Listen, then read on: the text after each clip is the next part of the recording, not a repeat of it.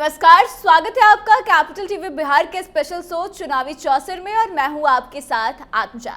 देखिए, बिहार की राजनीति में प्रशांत किशोर एक बड़ा फैक्टर बनकर सामने आए हैं और जब से वह सामने आए हैं उसके बाद से इस बात की चर्चा तेज है कि वह उन पार्टियों के लिए खतरा बनेंगे जिनको अपनी पार्टी का अस्तित्व बचाए रखने के लिए अल्पसंख्यक वोटों की जरूरत है।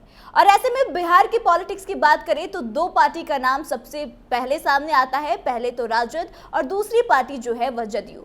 अब दोनों पार्टियों की तरफ से यह कोशिश जारी है कि किस तरह से बिहार में जो 18% मुस्लिम आबादी है उसको अपने पक्ष में किया जाए और प्रशांत किशोर ने जो दावा किया है कि वह अल्पसंख्यकों का वोट बांट कर रहेंगे और उनका वोट अपने पक्ष में लेंगे, उससे निपट लिया जाए।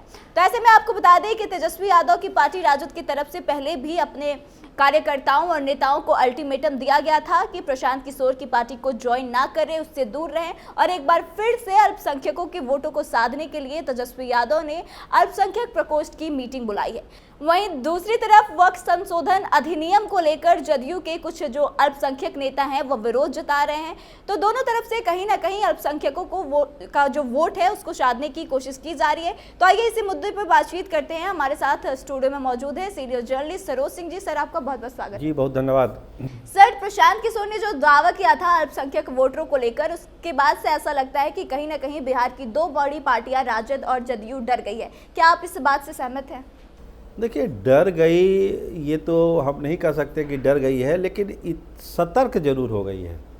और जो मुस्लिम वोट को लेके 18% जो आबादी है मुसलमानों की, उसको कैसे अपने पाले में रखा जाए। माई वोट जिस तरह से दरका है, चाहे वो लोकसभा पूर्णिया का लोकसभा चुनाव हो या अभी रुपौली में जो बाई इलेक्शन हुआ है, सिवान में जो हुआ, तो इस सब लेके आरजेडी में एक चिंतन है, एक मंथन हो रहा है कि जो हमारा अपना बेस वोट है कम से कम उसको तो हम अपने साथ रखें। और जो चुनौती प्रशांत किशोर की जिसकी आप चर्चा कर रही हैं आत्मजा जी, उस चुनौती से वाकिफ़ हैं तेजस्वी यादव भी, जगदा बाबू भी, लालू प्रसाद भी और नीतीश कुमार भी। भले ऑन कैमरा वो कुछ नहीं बोल रहे हो, लेकिन अंदर खाने, जैसे आज ही जो अल्पसंख्यक प्रकोष्ठ की बैठक बुलाई गई है, हिना साहब से पटना में जाके मुलाकात हुई है। अब वो मुलाकात 10 सर्कुलर रोड में नहीं होकर बोरिंग रोड में हुई है।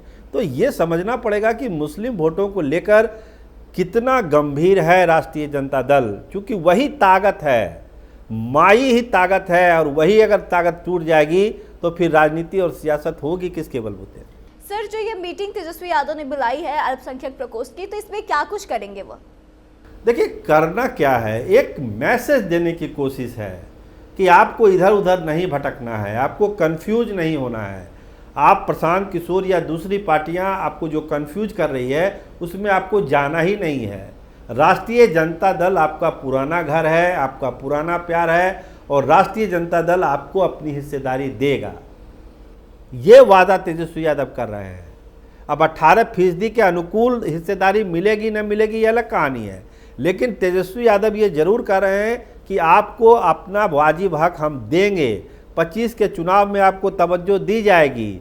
अभी हिना साहब से भी यही कहा गया था कि सिवान, छपरा, गोपालगंज यानी सारण प्रमंडल में आप अपने मन मर्जी से अपना टिकट दे सकती हैं, क्योंकि हिना साहब छपरा, सिवान, गोपालगंज के लिए बड़ा फैक्टर है।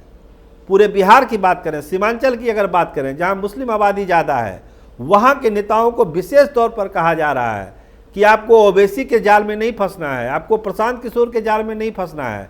आप राष्ट्रीय जनता दल आपका पुराना घर है, हम आपको इज्जत सम्मान देंगे, आपको हिस्सेदारी देंगे, आप मेरे साथ रहिए। सर, लेकिन जो अल्पसंख्यक हैं, जो मुसलमान हैं, वो तेजस्वी का बात क्यों मानेंगे? क्योंकि 2024 के चुनाव में जितनी आबादी थी उसके अनुसार हिस्सेदारी तो मुस्लिम समुदाय को नहीं मिली, टिकट उस हिसाब से नहीं मिला, जिसको लेकर मुसलमानों में नाराजगी भी थी। तो आप कैसे कन्विंस कर पाएंगे?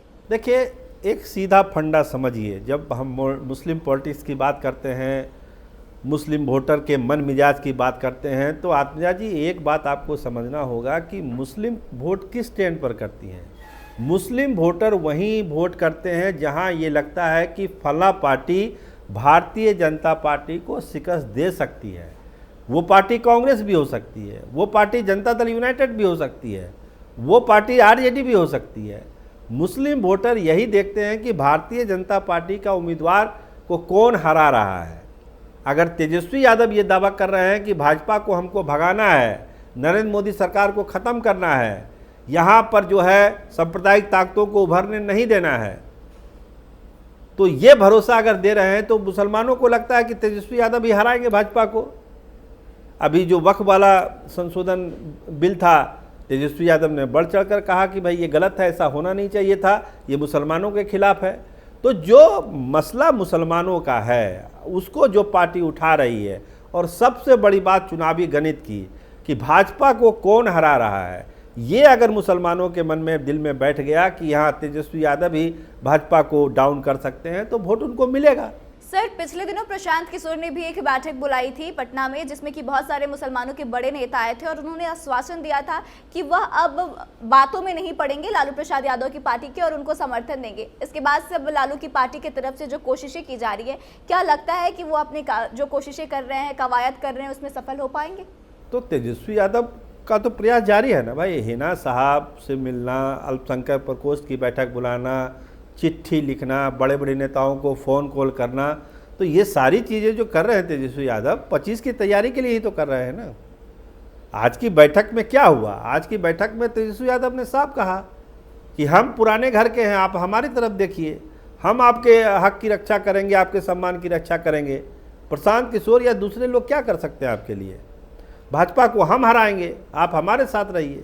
सर, दूसरी पार्टी जदयू जो है वो भी अल्पसंख्यक वोटरों पर नजर बनाए रखती है और अब वक्फ संशोधन बिल जो आया है, इसको लेकर जदयू के जो अल्पसंख्यक नेता है उनमें नाराजगी है, तो उससे कैसे निपटेगी जदयू? क्या केंद्र सरकार के खिलाफ बोल नहीं सकती है? तो फिर कैसे मनाएगी इनको? ये एक धर्म संकट की स्थिति नीतीश कुमार के लिए है। आत्मजा जी, आपने सही कहा कि ललन सिंह क्या कहिए, जदयू ने जिस तरह से सपोर्ट किया वक्फ संशोधन बिल को संसद में, उसको लेकर जो बिहार में जो नेता हैं, मुस्लिम नेता हैं या पूर्व विधायक हैं, उन लोगों ने एक विरोध जताया है और नीतीश कुमार से ये कहा है कि इस तरह से नहीं होना चाहिए।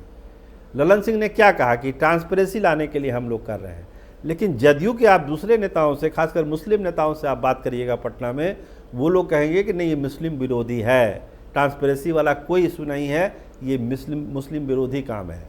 और एक चीज़ और आप गौर करिए, जिस दिन वक्फ संशोधन बिल पर बहस चल रही थी संसद में, उसी दिन बिहार में एक और चीज़ हुई है कि जितना मंदिर है, जितना मठ है, उसका जो डेटा जो है धार्मिक न्याय परिषद को उपलब्ध कराइए। सारे जिलाधिकारी को कहा गया है, क्योंकि नीतीश कुमार के मन में भी है कि कहीं मुसलमानों को ऐसा ना लगे कि मुसलमान के खिलाफ ही सारी चीज़ें जा रही है। इसीलिए उसी दिन ये ऑर्डर जारी हुआ है, सारे जिलाधिकारियों को कहा गया है कि मंदिर मठ की जितनी ज़मीन है या जो भी संपत्ति है वो धार्मिक न्याय परिषद को अपडेट कराया जाए, सरकार के पास वो डेटा होना चाहिए। तो बराबर चल रही है सियासत, ऐसा नहीं है कि नीतीश कुमार चीज़ों को नहीं देख रहे हैं। मुस्लिमों के लिए प्रति उनका काम है, बहुत सारा काम उन्होंने अल्पसंख्यक समाज के लिए किया है, तो उनको भी लगता है कि हिस्सेदारी हमारी भी है उसमें।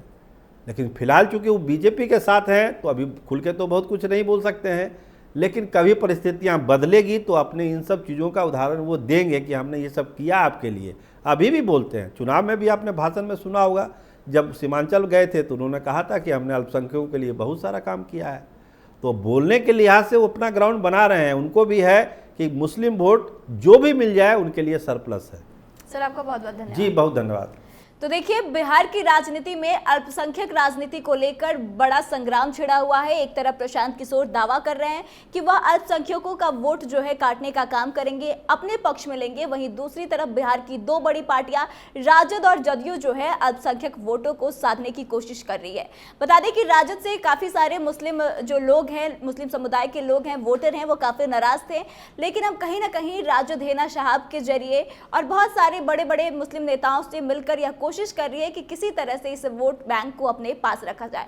वहीं दूसरी तरफ नीतीश कुमार भी बैलेंस बनाकर रखने की कोशिश कर रहे हैं ताकि अल्पसंख्यक समाज जो है उनसे नाराज ना हो। तो आपको क्या लगता है, क्या आने वाले वक्त में दोनों पार्टियों की तरफ से जिस तरह की कोशिश की जा रही है उसका फायदा मिल पाएगा या प्रशांत किशोर अपने दावे में सफल हो पाएंगे? आप कमेंट करके अपनी राय जरूर बताएं, वीडियो को शेयर करें और आगे की तमाम अपडेट्स के लिए देखते रहे कैपिटल टीवी बिहार। धन्यवाद।